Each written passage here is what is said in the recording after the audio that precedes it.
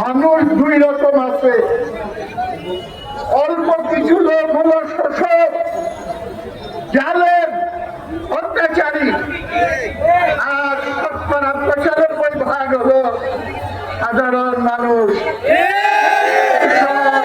ক্ষেত মজুর, শ্রমিক, ভুটে, রিক্সাওয়ালা, গার্মেন্টসের শ্রমিক। আমাদের আমি খালি স্পষ্ট করে এটা বলতে চাই, ঢাকা শহরে 90% হলো গরিব কিংবা মধ্যবিত্ত,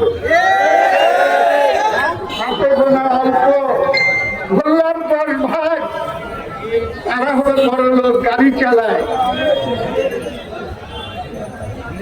বউয়ের জন্য একটা গাড়ি, মেয়ের জন্য একটা গাড়ি, অত কষ্ট করতে হবে না।